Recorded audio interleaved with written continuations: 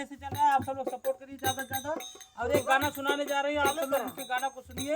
ये राजा सूर्या सुल्तानपुरिया, इधर है गुड़िया सुमन, इधर हमारी मंजूपाल भाभी, मंजूपाल मधुपाल, यूपी बिहार का नाम भूल जाते हैं। इधर चटकीला भौजी और कमरे से उद्दा, इधर हमारी बड़की भाभी सुरीता समंता, और इधर भैया हमारे विनोद गौर 12-18 बिंदु ब्यूटी ब्लॉग। आप सब लोग सपोर्ट करिए। और इधर खुशबू खजूर बैठी है, सबको सपोर्ट करिए। हमारी भाभी गाना सुनाने जा रही है। आप